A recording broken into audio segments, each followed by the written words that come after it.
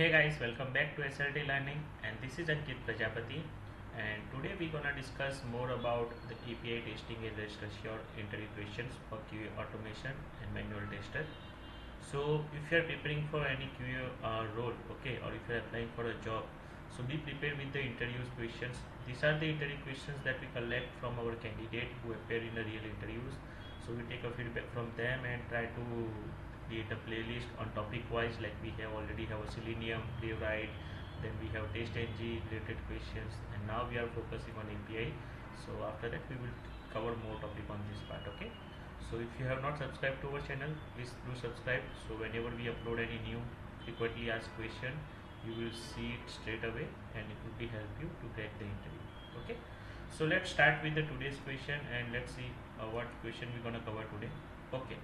So an API gives a different response on every call, okay, and how do you validate this part?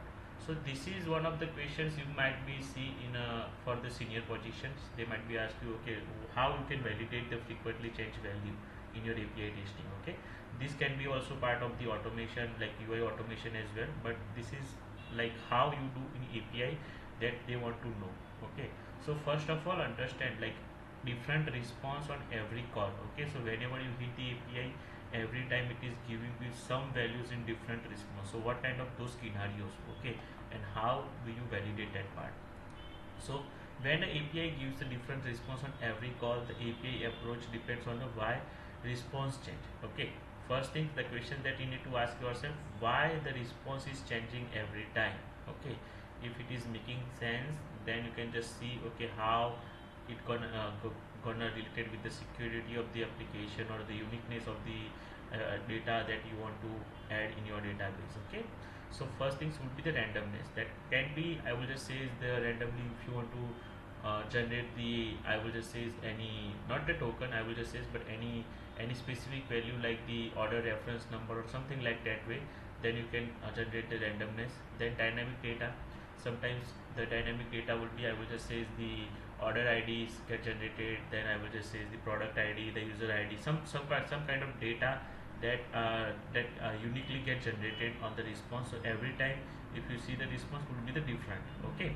The timestamp, that one of the example I will just say is timestamp of the, let's suppose, last updated date, okay. If you want to see when it is updated or when it is created date will be always remain the same, but last updated date will be different. Let's suppose if you are working on product or you are working on the order management, right, then order, or what is the last updated date for the order. So on order there are many things will be happen, right. Order get created, order get updated, order get delivered, order get shipped, order get cancelled.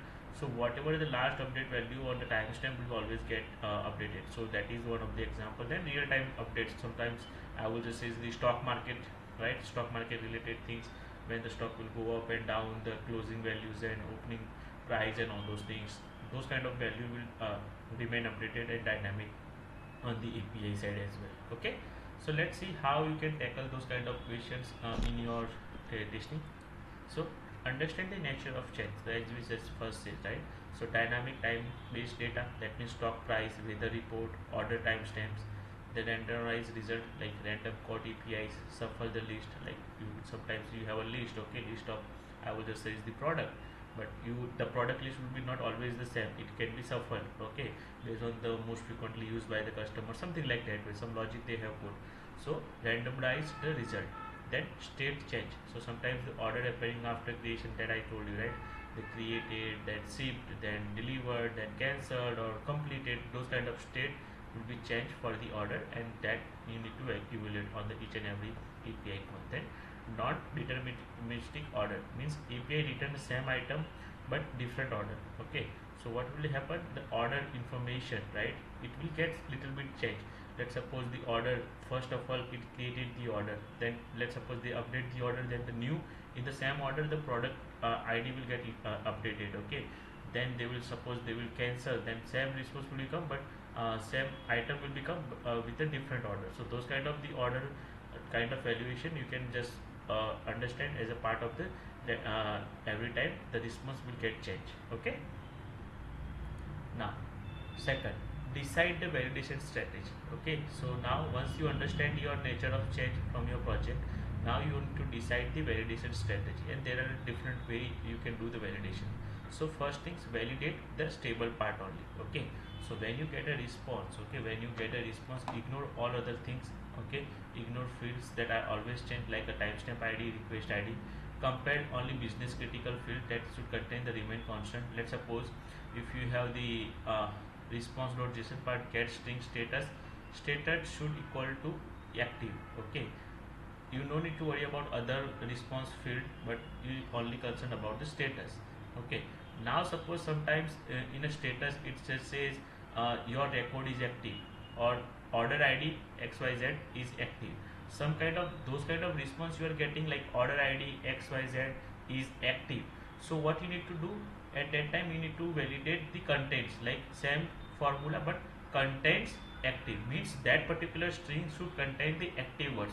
So like that way you should define your validation strategy. Okay guys, so validate the parts which are stables in your response. First things you need to understand. Then second, use pattern schema validation. You can also use this pattern and schema validation, like validate data type, structure, format rather than the exact value. This is, we have already covered one of the interview questions in this playlist, how you validate the schema, and in that particular video we have talked in depth what kind of the data type and the structure you can validate and the format you can validate. But in this case you see the price should be always greater than 0. This is how you can validate. Okay, assert price value should be always greater than 0. Okay, rather than exact match. Then compare against a range and rules. So sometimes you fetch the data. Let's suppose I want to fetch the age, and I want to make sure the age will be between 24 to 16 years. Okay, so what will be happen at that time? Once you will get the response, store the response in some variables and use that variable like this way. Assert temp, this is the one of the variable, it's greater than equal to -15 and less than equal to 60. So this is kind of I will just say the range with validation you can do. So if your values get changed every time, okay, the age value will be get changed every time, but you know your limitations, you know this is the between age you should always get. Okay, so like that way you can use.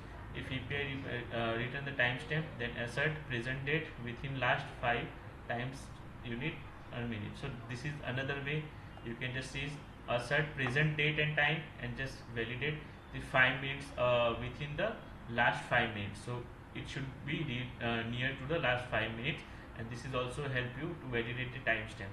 This is the separate questions. Even I have asked one of in my interview, like how you can validate the timestamp in API response. So this is the way you can do that. Present date within the last 5 minutes you can validate like that. Okay, you can do it by second as well. You can just decrease like 2 minutes, something like that. It's depend on your strategy. Okay, but understand the nature of change, decide validation strategy. In validation strategy you can use the validate the stable only part, then you can use the pattern and schema validation, then you can compare against the range and rule, then store and compare the historical data. So save the API response, compare key fields in a later response, and use testing consistency over the time. Okay, so this is how you can store the values of the response, like, and then you can create your own pattern, and then you can compare and put your validation. You can use the get string equal to, or you can use compare to, those kind of validation you can. Okay, and the third thing is handle the response order change. So if the API return items in a different order, okay, how you can do that? Then sort the both API and expected list before comparing, and this is what you can do and compare the results. So suppose if you have the list of item which is written in the API call, okay, and every time it keeps changing the order. Okay, let's suppose you have 5 city, but sometimes it shows the Bangalore first, sometimes it shows the Mumbai first, sometimes it shows the Ahmedabad first. So those kind of randomness, what you can do, you should have a list, the expected list, and whatever the result you will get, just sort them out first, then you do the assert equal to.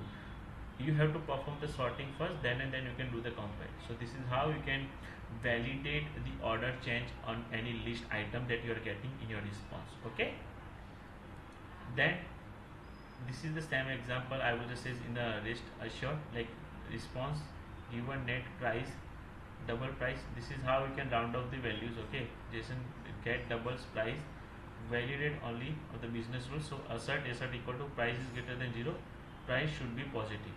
This is over here you see the temp, and this is the example greater than 1. So this is another way you can also validate, okay, price. So price should greater than 0, and you can put like this. So this is the example in rest assure. Store the response given.get. This is get call. We are hitting on a price endpoint, and double, and whatever the response. So double price, we are storing another variable double price. JSON path get double of price attribute values, field values, and then we are putting the assertion. Okay.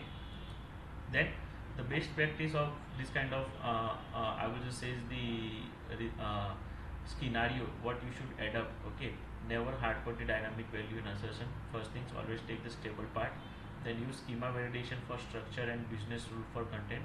Like schema validation, you can validate the field name, field type, then range limit, and then what is the positive negative values of that particular field. So those kind of schema validation you can perform, and separate the functional correctness test from the real-time data stability test. So yeah, this is one of the good things. You all need to always make sure you do your functional test cases, the business critical rules, you can do it separately. And when you want to do the data specific test for those kind of field, right, what you should do, you should create separate test suite for that one, which will be run by the data driven kind of testing for the different set of data for those kind of APIs and for those kind of response only. Okay, where the response on the every call get changed. So those kind of the strategy you need to adopt. So if you remember, like I will just say is the couple of highlights that I have put on screen and little bit of syntax, right? I think it is more than enough for you to answer this kind of interview questions in your interview. And yep, happy learning, and please do subscribe to our channel if you have not, and share this video with your colleagues who is preparing for the Q automation interviews. Thank you for watching.